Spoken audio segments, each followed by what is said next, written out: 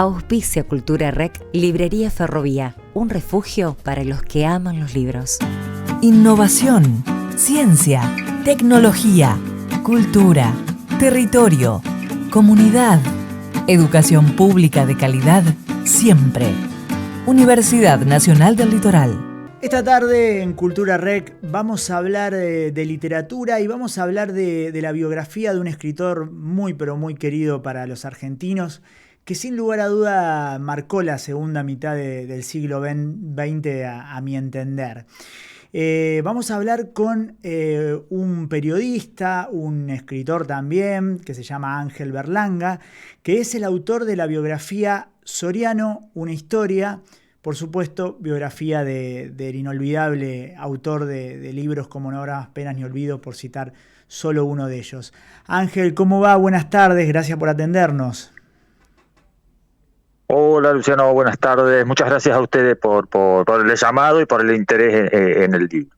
Bueno, no, gracias a vos. La verdad que, bueno, para mí es un escritor que admiro mucho, Osvaldo Soriano, como me imagino que muchísimos argentinos.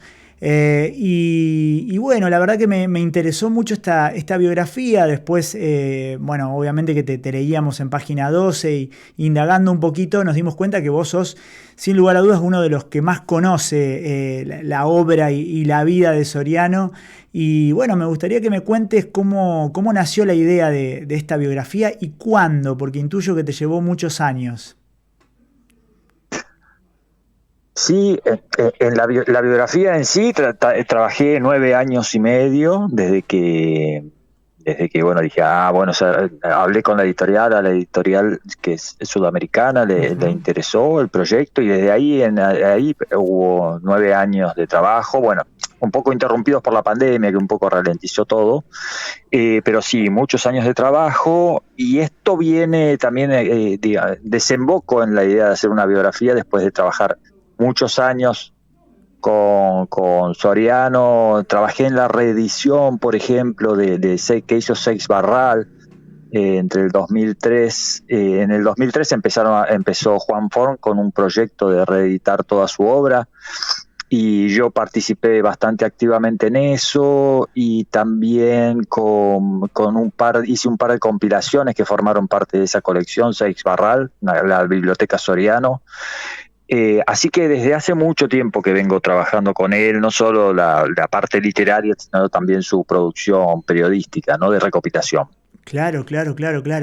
Y me gustaría saber también cómo te impactó como lector cuando eras joven la obra de Soriano y ya después nos metemos a fondo con la biografía.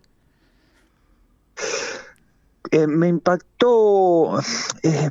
parece uno de nosotros, Soriano, ¿no? O sea, hay una cuestión como de cercanía, me parece como uno más del grupo, pero al mismo tiempo es engañoso eso, porque es el gran narrador, tiene un modo como muy llegador y muy de tender puentes hacia muy distintas disciplinas, ¿no? Porque él escribía un poco de todo un poco, o sea, podía escribir de fútbol, y podía escribir de literatura y de la situación política, pero también de política internacional, o de boxeo, o de televisión, o viñetas aguafuertes, ¿no? A él le gustaba sentirse una especie de heredero de Roberto Arlt, claro. Por ejemplo.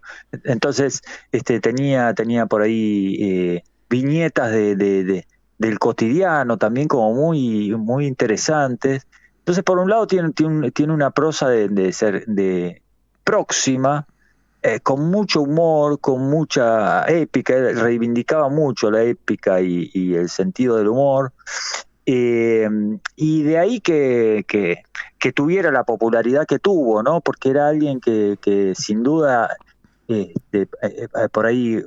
yo lo vengo diciendo, que fue el escritor más popular a lo largo de 15 años, ¿no? Entre el 82 y el 97, cada uno de sus libros figuró al tope de los rankings de los más leídos, los rankings de ventas.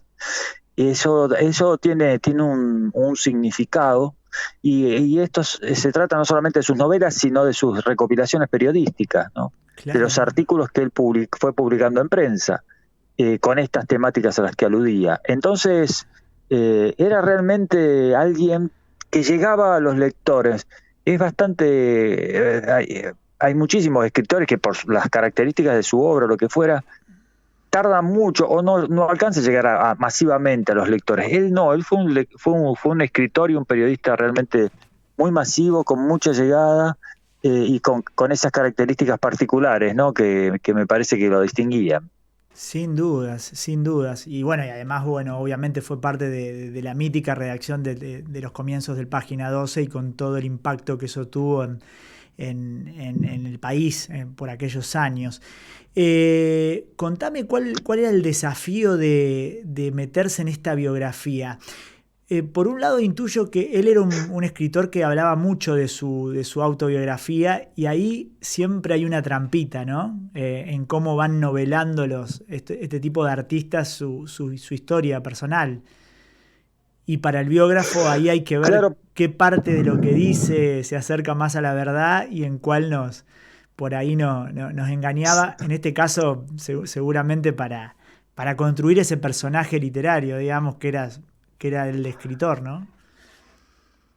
Totalmente, porque él tiene conciencia, él tiene plena conciencia de eso, por un lado de la importancia y de lo divertido que es ir trazando, esbozando, caracterizando, perfilando su propio personaje. Por un lado eso, y por otro lado, para lo que implica como biógrafo, no la idea de la biografía, de contar, bueno, su vida en sí, ¿no? Lo que él fabula sobre su vida, ¿no? Esto en teoría, inicialmente. Ajá. Durante un tiempo como que me mosqueó bastante, digamos, ¿no? O sea, lo vi como una cosa complicada, porque una y otra vez uno iba a chequear las fuentes cercanas de tal o cual circunstancia y había muchas veces modificaciones respecto de lo que él contaba, ¿no?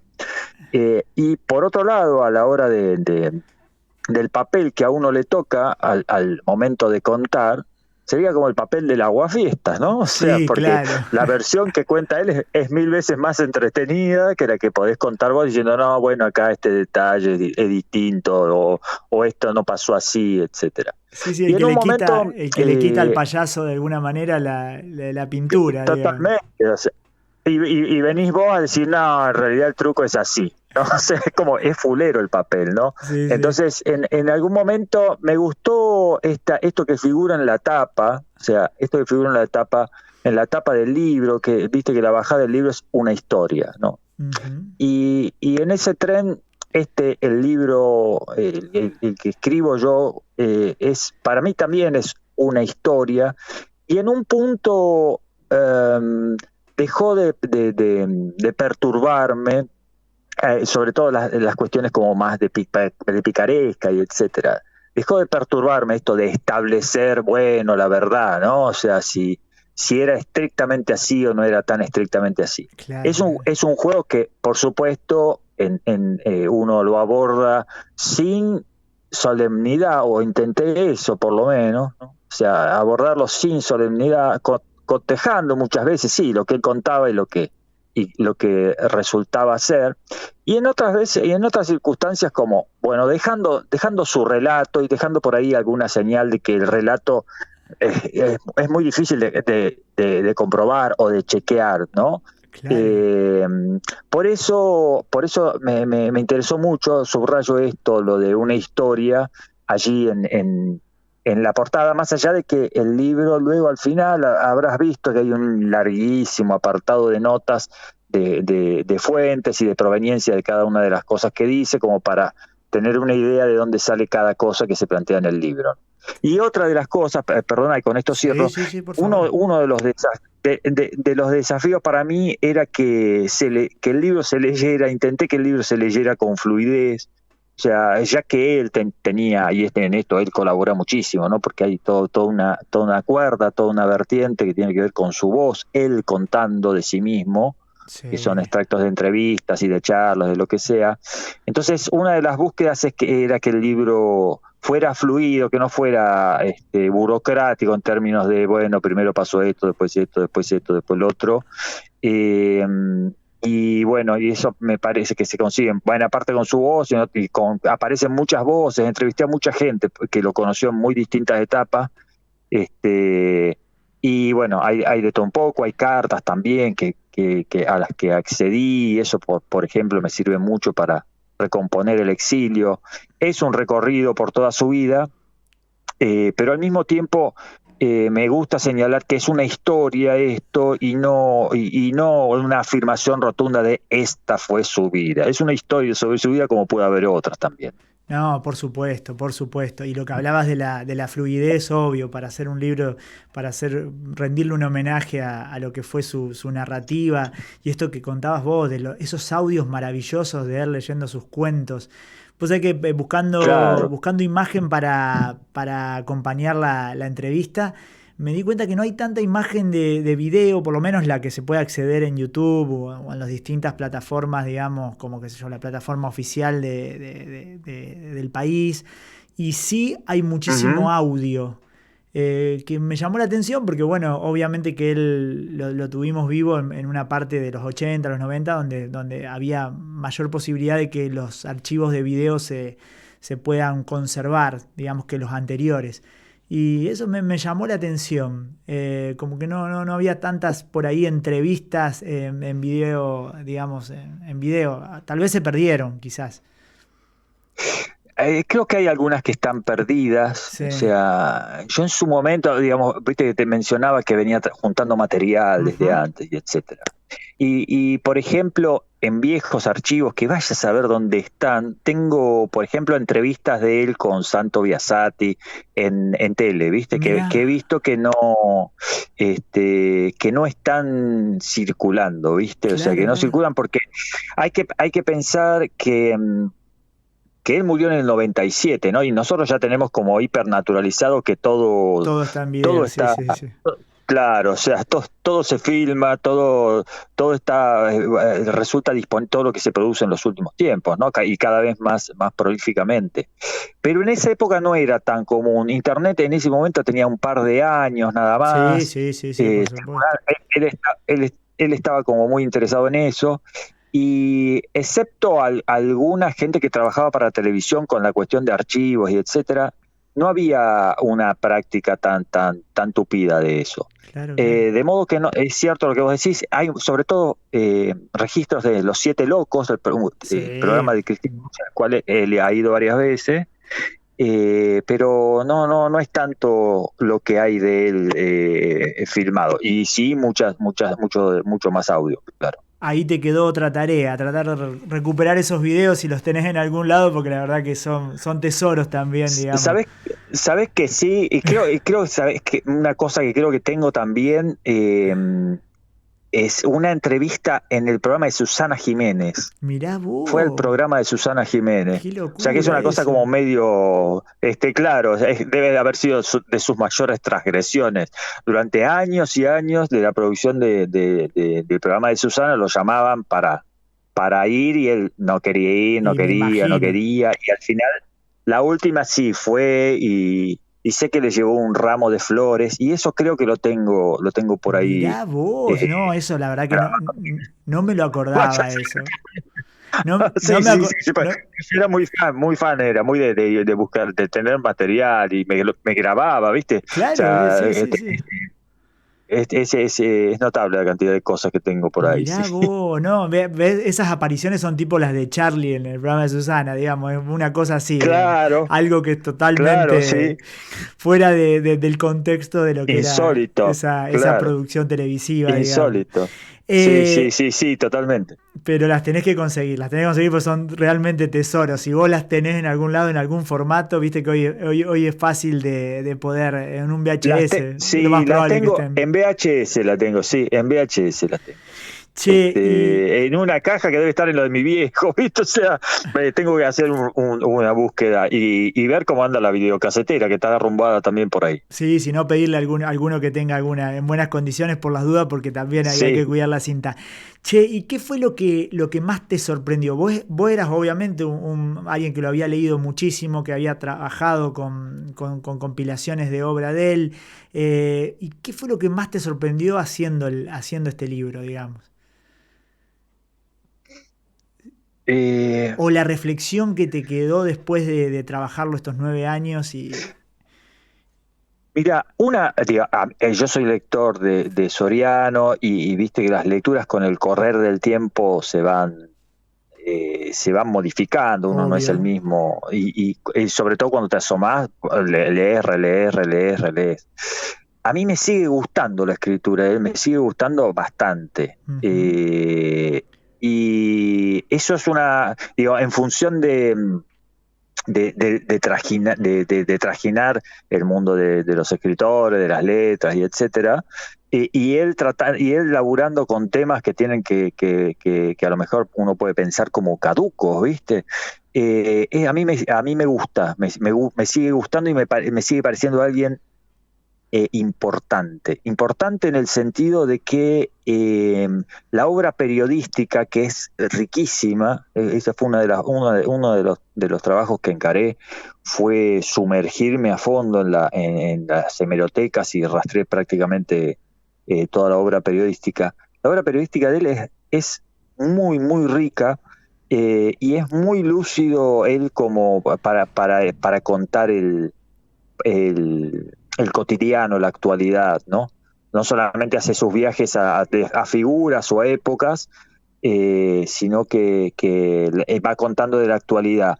Es alguien que la política, obviamente, es un rasgo, pero la política está a pleno en sus novelas también, Claro, sí, y sí. eso es extraño porque no hay muchos escritores que la tengan tan ahí a la vista, la política en la narrativa. Y me parece que, digamos, muy contraindicado en su momento, o sea, como que era una de las cosas que le criticaba, que tuviera una política muy ahí a flor de piel. Eh, y eso es otro, la cuestión de cómo subsiste el cariño por él, ¿viste? Eso está como muy presente también. Y cuando uno dice que llegó a los lectores, llegó no solamente por sus temáticas o por lo que le contaba, sino por una cuestión afectiva, sentimental también, ¿viste? Sí, Eso sí. también es otro elemento que me... Y después que trabajó un montón, es muy prolífico, ¿no? Él vivió 54 años y había escrito 7 novelas y empieza a publicar cuando tiene 30. O Mirá sea vos. en un lapso de 24 años publicó, qué sé yo, 11, 12 libros.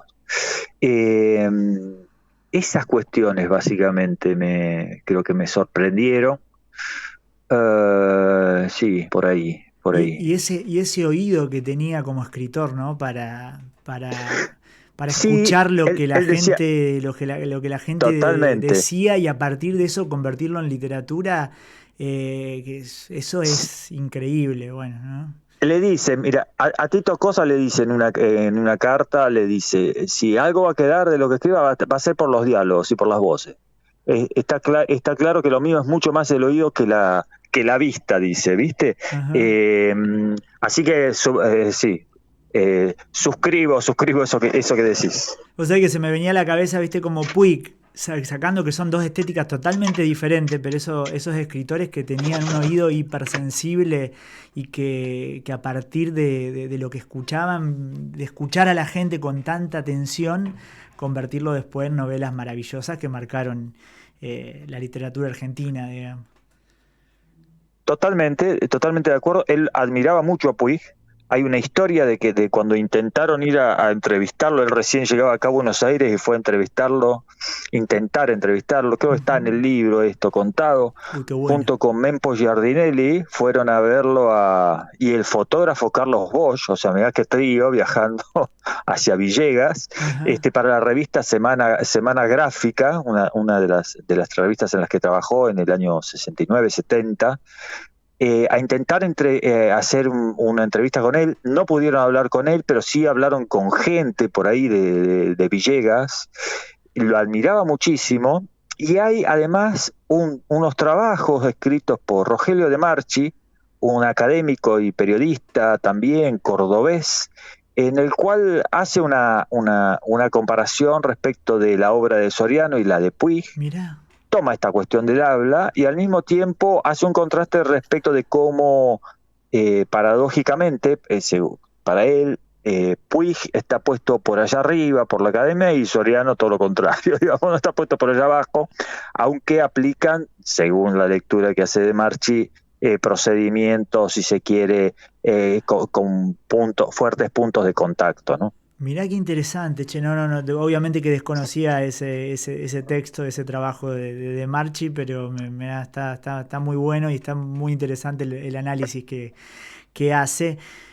Pensaba en lo que decías recién del tema de cómo metía la política como una temática en la literatura, y si uno piensa por ahí para explicarle una parte de los 70 a alguien y lo manda a leer No habrá más penas ni olvido, la verdad que en ese libro puede entender muchísimo de lo que pasó, digamos, en este país, y eso me parece que es lo valioso de esa literatura, digamos, que no es para nada una cuestión donde la política está para sermonear, sino que está como un elemento que nos permite comprender, digamos, y disfrutar además, obviamente, de eso que estaba ocurriendo. Sí, suscribo totalmente, porque además de lo que de lo que es como ejercicio de estilo en términos de prosa despojada, es un librito recorto, pero sí, y sin embargo consigna y compacta ahí todo ese universo de enfrentamiento entre los sectores del peronismo. Uh-huh. Que yo sí, obviamente está cargado de sus particularidades, pero si uno lo quiere ir más allá y le pone otras lecturas y expande eso, también son las tensiones que están puertas adentro de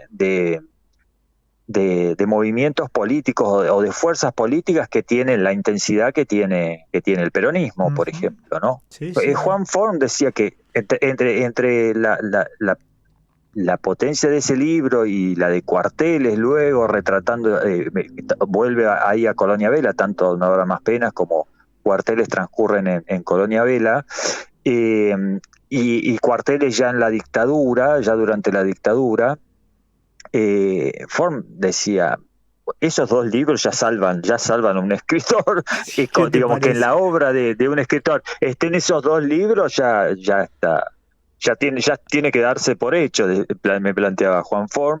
Esos dos libros se publican en la Argentina, los publica en Europa, y primero los publica paradójicamente en polaco y en italiano. Le interesaban más sus libros inicialmente ahí en Italia, donde lo adoran o donde lo adoraban. Se sigue reeditando, pero en ese momento un escritor como bastante conocido y querido también en Italia.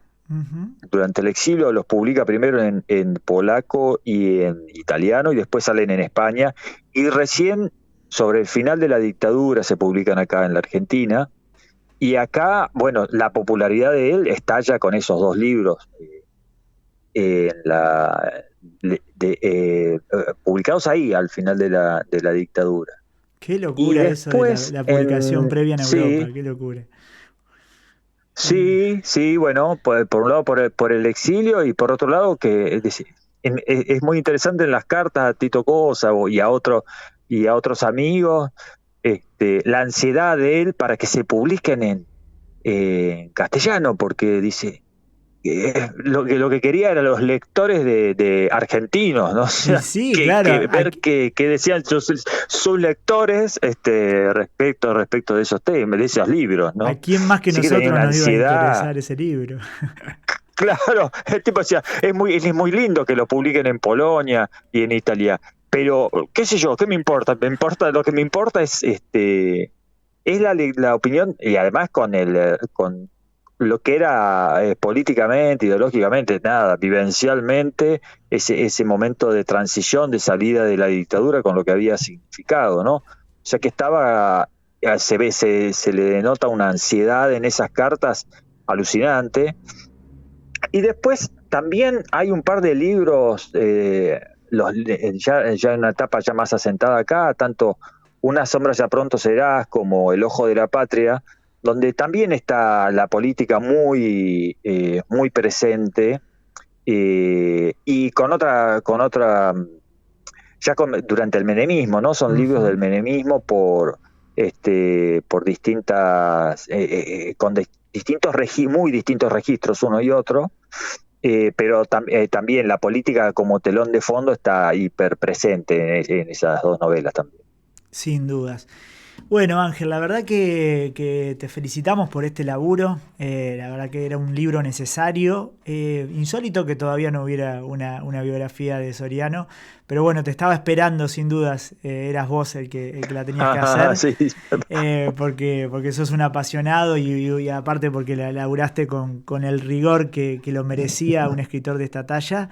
Y pensaba recién ahí cuando hablabas de Juan Ford, que también tuviste la suerte de laburar un trecho con Juan Ford, lo que significó también Juan Ford. Así que me imagino que de alguna manera se unen esos dos grandes escritores en este trabajo. Sí, creo que hay ahí como una especie de... Están los dos, para mí, diga, yo escribo en página y los dos están como a pleno. Mi llegada al periodismo tiene que ver con... Estaba estudiando arquitectura y leía en página lo que hacía Soriano y dejé de estudiar arquitectura y me pasé a estudiar de periodista, digamos. La impronta de Soriano en eso fue decisiva a fines de los 80, comienzos de los 90. Y luego cuando entré a página también por medio de Form, y a partir de ofrecerle, yo lo entrevisté a Form para un homenaje que se hizo en La Maga a unos meses de la muerte de Soriano. Lo entrevisté a Juan Form y de ahí quedamos en contacto, y cuando se cumplió un año, en página hicieron una especie de número de homenaje, se llamaba Soriano por Soriano, y ahí yo le ofrecí un material a Juan Form. Juan Form me dijo, no, mirá, no tenemos plata, que yo no te lo puedo aceptar. Yo le contrapropuse, digo, bueno, yo te lo paso igual, no importa que no haya plata, pero vos mirá esto y también te paso un sumario de notas, a ver si alguna cuadra, bueno, para adelante. Y si no, no pasa nada. Y Juan Form leyó ese sumario y gracias a eso se copó con algunas de las propuestas, y gracias a eso entré también en página y ahí quedó enganchada la cosa para después seguir con la reedición. Así que en mi vida están los dos como hiper eslabonados. Y un asunto más, yo creo que las contratapas que terminó haciendo Juan Form, que son exquisitas, Uh-huh. tienen algunos elementos del ADN de lo de Soriano, en el sentido de, por un lado, el espacio contratapa en página, que es un clásico de Soriano. Por otro lado, el relato ondacuentito, un relato puesto ahí con un comienzo y final. El modo en el cual él entrevera dos o tres vetas o dos o tres hilos para componer ese relato. Por supuesto, con los personajes y la impronta y el estilo de Form, que es absolutamente personal. Pero también creo que hay ahí una cuestión que comparten ellos, en sus improntas y en sus modos de concebir esto de contar historias, ¿no? Sin dudas. Ángel Berlanga, un placer esta charla, te mandamos un abrazo enorme y volvemos a reiterar las felicitaciones por este gran laburo. Soriano, una historia, una biografía que pueden encontrar en las librerías, así que vayan y búsquenla. Te mandamos un abrazo Muchísimas enorme. gracias a vos, muchas gracias por el llamado y por la conversación, un gusto y otro abrazo enorme para allá.